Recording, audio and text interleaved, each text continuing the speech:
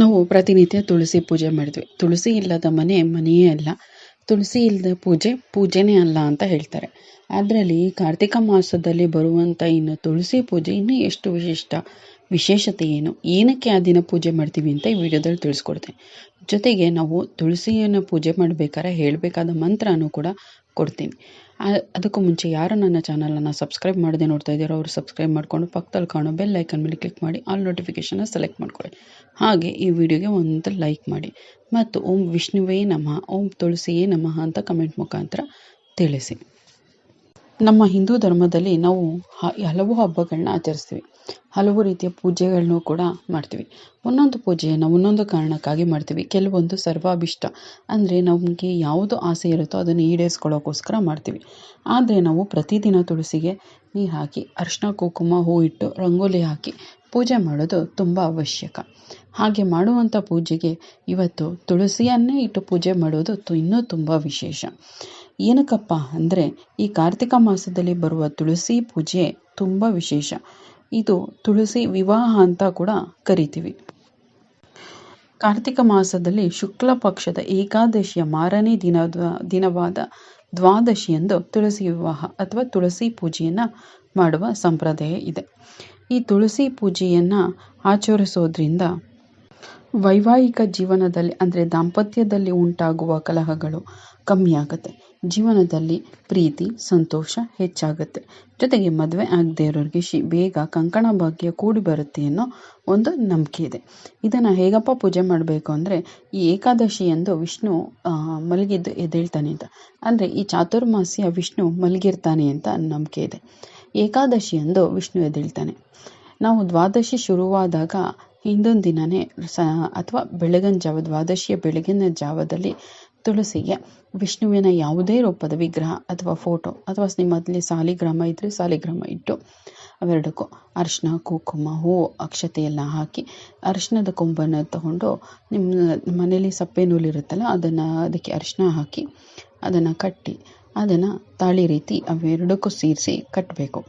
ಕಟ್ಟಿ ನಂತರ ಮತ್ತೆ ಹಾಲು ತುಪ್ಪ ಸಕ್ಕರೆಯನ್ನು ತುಳಸಿ ಗಿಡಕ್ಕೆ ಹಾಕಿ ಅಕ್ಷತೆಯನ್ನು ಹಾಕಿ ಅದಕ್ಕೆ ಅರಿಶಿನ ಕುಂಕುಮ ಹೂವು ಗಂಧ ಎಲ್ಲ ಹಾಕಿ ಪೂಜೆ ಮಾಡಬೇಕು.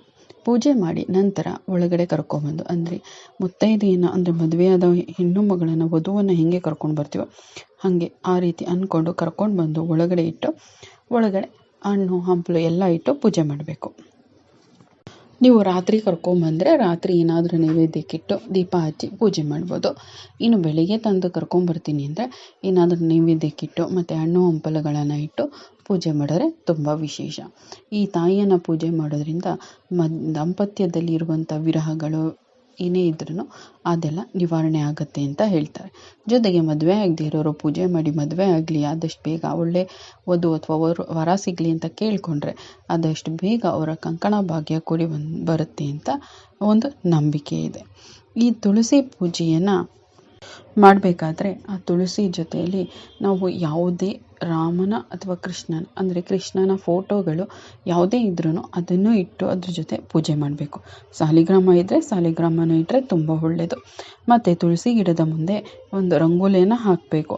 ಜೊತೆಗೆ ವಿಷ್ಣು ರೂಪವಾದ ಬೆಟ್ಟದ ನಲ್ಲಿಕಾಯಿ ಗಿಡನೂ ಕೂಡ ಮತ್ತು ಅಲ್ಲಿಗೆ ನೆಡಬೇಕು. ಹುಣಸೆಕಾಯಿ ಕಡ್ಡಿ ಮತ್ತು ನೆಲ್ಲಿಕಾಯಿ ಕಡ್ಡಿಯನ್ನು ಇಟ್ಟು ಪೂಜೆ ಮಾಡಬೇಕು.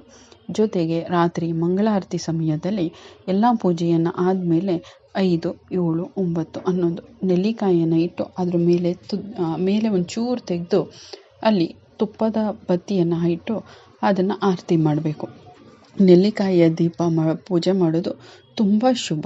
ಇದರಿಂದ ತುಳಸಿ ದೇವಿ ವಿಷ್ಣು ಇಬ್ಬರು ಸಂತುಷ್ಟಗೊಂಡು ನಮ್ಮ ಆಸೆಗಳನ್ನ ನೆರವೇರಿಸ್ತಾರೆ ಅಂತ ಹೇಳ್ತಾರೆ. ಜೊತೆಗೆ ಇಲ್ಲಿ ಹತ್ತಿಯಿಂದ ಮಾಡಿದ ಗೆಜ್ಜೆ ವಸ್ತ್ರ ಏನಿರುತ್ತೆ ಅದನ್ನು ಕೂಡ ತುಳಸಿಗೆ ಅರ್ಪಿಸಬೇಕು. ಮತ್ತು ತುಳಸಿ ಯಾವುದೇ ನೀವು ಪೂಜೆ ಮಾಡಿದ ಮೇಲೆ ಪೂಜೆಯಲ್ಲಿ ನಮಗೆ ಏನಾದರೂ ಒಂದು ಲೋಪದೋಷ ಮಾಡಿರ್ತೀವಿ. ಆ ಕಡೆ ಗಮನ ಕೊಡೋದು ಅಥವಾ ಏನಾದರೂ ಒಂದು ಮಾಡಿಲ್ಲದೆ ಇರಲಿ ಆ ಪೂಜೆಗೆ ಸಂಬಂಧಪಟ್ಟ ಒಂದು ಕಥೆ ಅನ್ನೋದು ಇರುತ್ತೆ. ಆ ಕಥೆಯನ್ನು ಕೇಳಿದ್ರೆ ನಮಗೆ ಸಂಪೂರ್ಣ ಫಲ ದೊರೆಯುತ್ತೆ ಅಂತ ಹೇಳ್ತಾರೆ. ಅಕಸ್ಮಾತ್ ನೀವು ಪೂಜೆ ಮಾಡೋಕ್ಕಾಗಿಲ್ಲ, ಯಾವುದೋ ಒಂದು ಪೂಜೆಗಳನ್ನ ಮಾಡ್ತಾ ಇಲ್ಲ ಅಂದಾಗ ಆ ಕಥೆಯನ್ನು ಕೇಳೋದ್ರಿಂದ ಕೂಡ ನಮಗೆ ಅದು ಪೂಜೆ ಮಾಡಿದಷ್ಟೇ ಫಲವನ್ನು ದೊರಕಿಸ್ಕೊಡುತ್ತೆ. ಯಾಕಪ್ಪ ಅಂದರೆ ನಾವು ಪೂಜೆ ಮಾಡಬೇಕಾದ್ರೆ ಏನು ಕೇಳ್ತಿರ್ತೀವಿ ಅದು ಆ ಕಡೆ ಈ ಕಡೆ ಗಮನ ಆಗುತ್ತೆ. ಆದರೆ ಕಥೆಯನ್ನು ಕೇಳಬೇಕಾದ್ರೆ ಕಥೆಯಲ್ಲಿ ಮಗ್ನವಾಗಿ ನಾವು ಅದನ್ನು ದೃಶ್ಯ ರೂಪಕವಾಗಿ ನಿರೂಪಿಸ್ಕೊಳ್ತಾ ಇರ್ತೀವಿ. ಅದು ನಮ್ಮ ಸ್ಮೃತಿಲಿ ಉಳ್ಕೋತಾ ಇರುತ್ತೆ. ಹಾಗಾಗಿ ಅದು ತುಂಬ ಶ್ರೇಷ್ಠವಾಗಿರುತ್ತೆ. ಈ ದಿನ ಕೇಳಬೇಕಾದ ಕತೆ. ಒಂದು ದಂತಕಥೆಯ ಪ್ರಕಾರ ವೃಂದ ಎಂಬ ಹೆಸರಿನ ಯುವತಿಯೇ ತುಳಸಿ ಗಿಡದ ರೂಪ ಅಂತ ಹೇಳ್ತೀವಿ. ವೃಂದ ಜಲಂಧರನೆಂಬ ದುಷ್ಟ ರಾಜನನ್ನು ಮದುವೆ ಆಗಿರ್ತಾಳೆ. ಜಲಂಧರ ಒಬ್ಬ ರಾಕ್ಷಸ, ಅಂದರೆ ಶಿವನ ಕೋಪದಿಂದ ಅಂದರೆ ಕಣ್ಣೀರಿನಿಂದ ಹುಟ್ಟಿದವನೇ ಜಲಂಧರ. ಇವನು ರಾಕ್ಷಸನಾದರೂ ಅವನು ರಾಕ್ಷಸ ಗುಣನ ತುಂಬ ಇಟ್ಕೊಂಡಿರ್ತಾನೆ. ವೃಂದ ಕೂಡ ರಾಕ್ಷಸನ ಮಕ್ಕಳಾದ್ರೂ ಅವಳು ತುಂಬ ಒಳ್ಳೆಯವಳಾಗಿರ್ತಾಳೆ. ಇವನು ಜಲಂಧರ ಅವನು ಸ್ವಭಾವತಃ ರಾಕ್ಷಸನಾಗಿರೋದ್ರಿಂದ ಎಲ್ಲರಿಗೂ ಹಿಂಸೆ ಕೊಟ್ಕೊಂಡು ಎಲ್ಲರಿಗೂ ಕಾಟ ಕೊಟ್ಕೊಂಡು ಬರ್ತಾ ಇರ್ತಾನೆ. ಅಂದರೆ 3 ಲೋಕಕ್ಕೂ ತುಂಬ ಕಾಟ ಕೊಡ್ತಾ ಇರ್ತಾನೆ. ಇಂದ್ರ ಲೋಕಕ್ಕೂ ದಾಳಿ ಇಡ್ತಾನೆ. ಇಂದ್ರನಿಗೂ ಪದವಿಯನ್ನು ಕೂಡ ಕಿತ್ಕೋಬೇಕು ಅಂತ ಇರ್ತಾನೆ. ಆವಾಗ ನಾರದರು ಬಂದು ಇಂದ್ರನಿಗೆ ಹೇಳ್ತಾರೆ, ನಿನ್ನ ಲೋಕಕ್ಕೂ ಬಂದು ಅಲ್ಲೂ ತೊಂದರೆ ಕೊಡ್ತಾನೆ ಅಂತ ಹೇಳಿದಾಗ ಅವರು ಹೋಗಿ ಶಿವನ ಹತ್ರ ಕೇಳ್ತಾರೆ. ಶಿವ ಹೇಳ್ತಾನೆ, ಅವನು ನನ್ನ ಪ್ರತಿರೂಪನೇ ಆಗಿರೋದ್ರಿಂದ ನನ್ನ ಅಂಶದಿಂದ ಹುಟ್ಟಿರೋದ್ರಿಂದ ನಾನು ಅವನನ್ನು ಸಂಹಾರ ಮಾಡಲ್ಲ ಅಂತ. ವಿಷ್ಣುಗೆ ಹತ್ರ ಹೋಗ್ತಾರೆ. ವಿಷ್ಣು ಅವಳು ನನ್ನ ಭಕ್ತೆ, ಹಾಗಾಗಿ ನಾನು ಏನು ಮಾಡೋಕ್ಕಾಗಲ್ಲ, ಅವನು ಸಂಹಾರ ಮಾಡೋದು ಕಷ್ಟ ಅಂತ ಹೇಳ್ತಾರೆ. ಆದರೂ ಅವನು ವಿಪರೀತ ಉಪಟಳ ಜಾಸ್ತಿ ಆಗ್ತಾ ಏನು ಮಾಡ್ತಾರೆ, ವಿಷ್ಣು ಆದರೆ ಅವಳು ಒಂದು ವರ ತೊಡ್ಕೊಂಡಿರ್ತಾಳೆ. ಏನಪ್ಪ ಅಂತಂದರೆ, ನನ್ನ ಪಾತಿವೃತ್ಯ ಇರೋ ತನಕ ಅವನನ್ನು ಜಲಂಧರನನ್ನು ಯಾರೂ ಸಂಹಾರ ಮಾಡೋಕ್ಕಾಗಲ್ಲ ಅಂತ.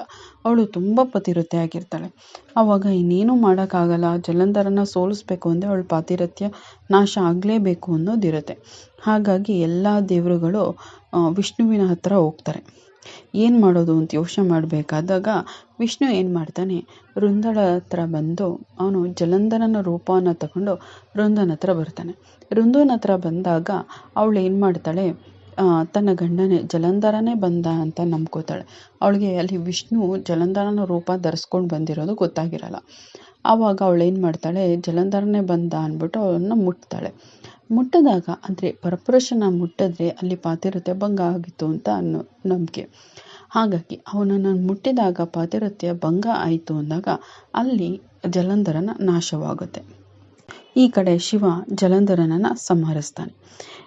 ಆಮೇಲೆ ಅವಳಿಗೆ ಏನಾಯಿತು ಅನ್ನೋದು ಅರಿವಿಗೆ ಬರುತ್ತೆ. ನಿಜ ಈ ರೂಪ ಯಾರು ಅಂತ ತೋರಿಸು ಅಂದಾಗ ಅವನು ವಿಷ್ಣು ತನ್ನ ರೂಪಕ್ಕೆ ಬರ್ತಾನೆ. ತನ್ನ ಚಾರಿತ್ರ್ಯಕ್ಕೆ ಧಕ್ಕೆ ತರೋ ವಿಷ್ಣು, ಅಂದರೆ ನನ್ನ ಆರಾಧ್ಯ ದೇವಿನೇ ವಿಷ್ಣು ನಾನು ತುಂಬ ಪೂಜಿಸ್ತಿದ್ದೆ, ನಂಬ್ತಿದ್ದೆ, ಆ ವಿಷ್ಣುವಿನೇ ನನ್ನ ಪಾತಿವೃತ್ಯನ ಭಂಗ ಮಾಡ್ದ ಅಂದ್ಬಿಟ್ಟು ನೀನು ಕಪ್ಪು ಕಲ್ಲಾಗಿ ಹೋಗು ಅಂತ ಶಾಪ ನೀಡ್ತಾನೆ. ಮತ್ತು ಅವಳು ಸತ್ಯಗಮನ ಮಾಡೋಕ್ಕೆ ಹೋಗ್ತಾಳೆ. ಅವನವರು ವಿಷ್ಣು ಏನು ಮಾಡ್ತಾನೆ, ಆಯಿತು ನೀನು ಕೊಟ್ಟ ಶಾಪವನ್ನು ನಾನು ಸ್ವೀಕರಿಸ್ತೀನಿ, ಯಾಕಂದರೆ ನಾನು ಏನು ಮಾಡಬೇಕಾಗಿತ್ತೋ ಮಾಡಿದ್ದೀನಿ ಅಂತ ಹೇಳ್ಬಿಟ್ಟು ವೃಂದನಿಗೆ ಹೇಳ್ತಾನೆ. ನಿನ್ನ ಗಂಡ ಏನು ಮಾಡ್ತಿದ್ದ ಅಂತ ಅಂದ್ಬಿಟ್ಟು ಪಾರ್ವತಿ ಮೇಲೆ ಕಣ್ಣಾಗಕ್ಕೆ ಬಂದಿದ್ದ, ಈಗ ಎಲ್ಲರನ್ನೂ ಉಪಟಳ ಕೊಡ್ತಿದ್ದ, ಆದರೆ ನಿನಗೆ ಅದರ ಇವಾಗಿರಲಿಲ್ಲ ಅಂದ್ಬಿಟ್ಟು ಹೇಳ್ತಾನೆ. ಆಮೇಲೆ ಅವಳು ಏನು ಮಾಡ್ತಾಳೆ, ಆಯಿತು ನಾನು ಶಾಪ ಅಂತೂ ವಾಪಸ್ ತೊಗೊಳಕ್ಕಾಗಲ್ಲ, ತಪ್ಪಾಯಿತು ಕ್ಷಮಿಸಿ ಅಂತ ಕೇಳ್ಕೊತಾಳೆ. ಅದಾದಮೇಲೆ ವಿಷ್ಣು ಹೇಳ್ತಾನೆ, ನೋಡು ನನ್ನದು ತಪ್ಪಿದೆ, ಹಾಗಾಗಿ ನೀನು ಮುಂದಿನ ಜನ್ಮದಲ್ಲಿ ತುಳಸಿ ಗಿಡ ಆಗಿ ಹುಟ್ಟು ನಿನ್ನನ್ನು ಹಾಕ್ತೇನೆ ಮಾಡಿದ ಪೂಜೆ ನನಗೆ ಪೂಜೆ ಅಲ್ಲ, ಎಲ್ಲ ಪೂಜೆಯಲ್ಲೂ ನಿನ್ನನ್ನು ಹಾಕಿ ತುಳಸಿಯನ್ನು ಹಾಕಿ ಪೂಜೆ ಮಾಡೋದ್ರಿಂದ ನಮಗೆ ತುಂಬ ಅವರಿಗೆ ಒಳ್ಳೆ ಫಲವನ್ನು ಕೊಡ್ತೀನಿ ಅಂತ ಹೇಳ್ತಾರೆ. ಆಯಿತು ಅಂತ ಒಪ್ಕೊಂಡು ಅವಳು ಬೂದಿ ಹಾಕ್ತಾಳೆ, ಸುಟ್ಟು ಬೂದಿ ಹಾಕ್ತಾಳೆ. ಸತಿ ಸಂಗಮನ ಮಾಡಿದಾಗ ಆ ಬೂದಿಯಿಂದ ಹುಟ್ಟಿದ್ದೆ ತುಳಸಿ ಗಿಡ ಅಂತ ಹೇಳ್ತಾರೆ. ಹಾಗಾಗಿ ಇದನ್ನು ಸರಿಪಡಿಸೋದಕ್ಕೋಸ್ಕರನೇ ವಿಷ್ಣು ತುಳಸಿಯನ್ನು ಮದುವೆ ಆದ ಅಂತ ಹೇಳ್ತಾರೆ.